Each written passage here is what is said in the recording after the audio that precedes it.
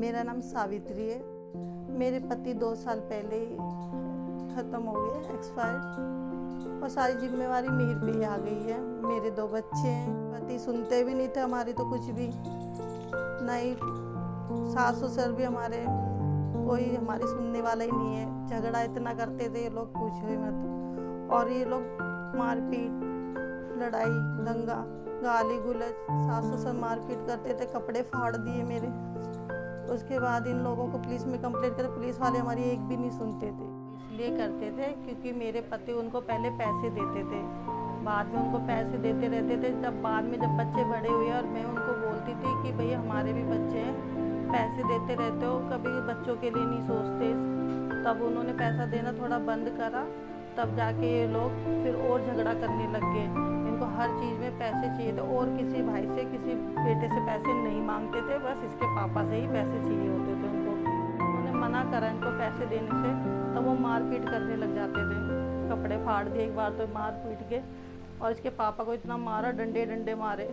Police थाने गए हम, रात को 2 बजे वहाँ से आए, तब वहाँ के आईओ ने भी हमारी एक भी नहीं सुनी। मेरा बेटा, उसको ट्यूमर बताया हॉस्पिटल में, उसका आधा शरीर काम नहीं करता था, एक हाथ, एक पैर, एक आँख।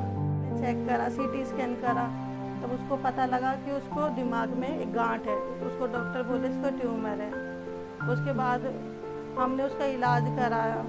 पहले तो हमें बताया ही नहीं था कि सरकारी हॉस्पिटलों में कि इसका ये बीमारी है, इसको ये दिक्कत है। हमने प्राइवेट में पता करा, इसका इलाज करवाया, बताया उन्होंने कि इसको ट्यूमर है, उन्होंने भी यही बोला। फिर हमने दीनदयाल से इसका इलाज करवाया, पूरे 7.5 साल उसका इलाज चला।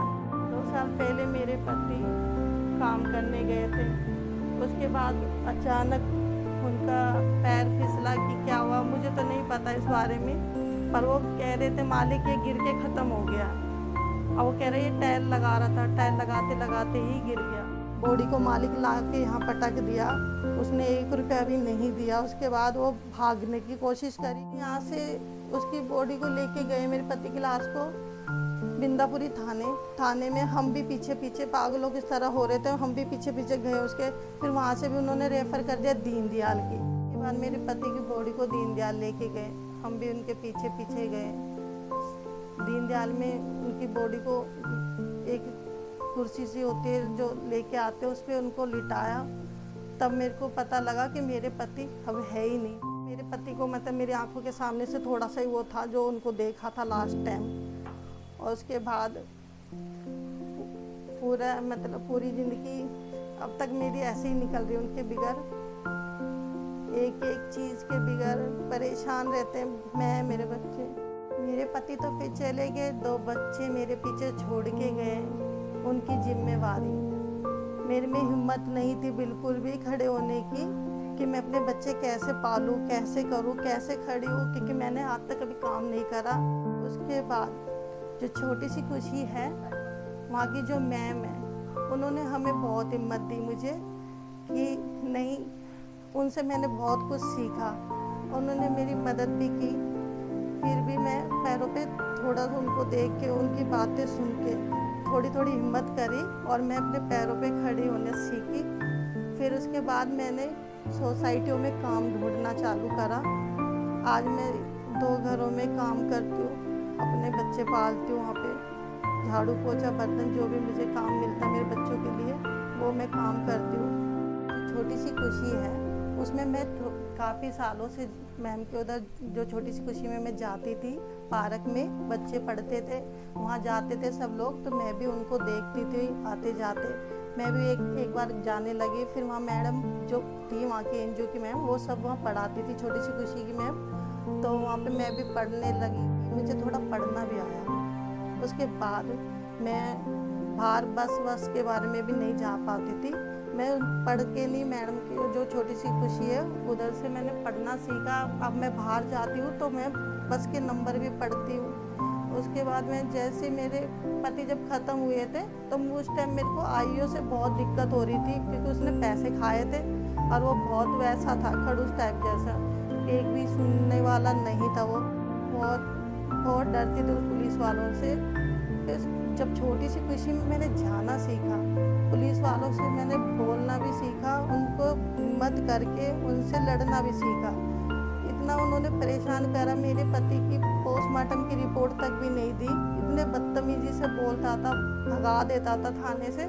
उनसे मैंने इतनी हिम्मत सीखी छोटी सी खुशी से कि जैसे कि मैं बोल सकूं उनसे खड़ी होके अपने अधिकार के लिए, वो मैंने सीखा छोटी सी खुशी से। आज छोटी सी खुशी नहीं होती तो शायद मैं आज अपने पैरों पे भी नहीं खड़ी होती। एक औरत के लिए बहुत दुख होता है जब उसका पति चले जाए, और ऊपर से जब ऐसे लोग उसको मिल जाए, जैसे कि यहाँ के आईओ है, एसएचओ भी है, बहुत बदतमीज है यहाँ के जो भी है पुलिस वाले। पर मैंने बाहर निकल के छोटी सी खुशी से इतनी हिम्मत सीखी है कि उनसे मैं आज खड़े होकर आंख मिला के उन लोगों से मैं बोल सकती हूँ, हिम्मत से उनसे लड़ भी सकती हूँ, अपने हक के कानून से मैं अपनी मांग भी कर सकती हूँ। तो इस टाइम मेरे को पोस्टमार्टम की रिपोर्ट नहीं दे रहे थे। मैंने बोला मेरे को पढ़ना है मेरे पति की, और इतने कागज वो आईओ लेके बैठा हुआ था। तब मैंने एनजीओ की जो छोटी सी खुशी की जो मैम है उनको फ़ोन करा, उन्होंने मेरी मदद करी। उन्होंने उस पुलिस वाले को फ़ोन करा, उन्होंने वो मेरे कागज़ भी उनके कहने से फिर दिए। कैसी भी मुसीबत हो, पर कैसी भी सिचुएशन हो, पर हिम्मत कभी नहीं हारनी चाहिए।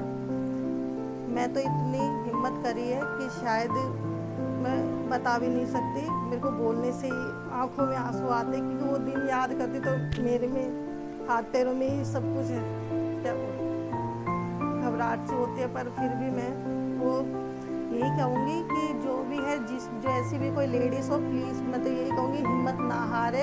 हमारी छोटी सी खुशी की जो भी मैम है उनसे कुछ सीखे, और वो मदद के लिए भी हमेशा तैयार रहती है हमारे लिए, हमारे जैसी लेडीज़ों के लिए। और प्लीज़ मैं तो ये रिक्वेस्ट करूँगी मैम, थैंक यू मेरा इतना साथ देने के लिए, और आज अपने पैरों पे खड़ा होने के लिए। शायद शब्द नहीं है कि मैं अपने दुख भी बता सकूं,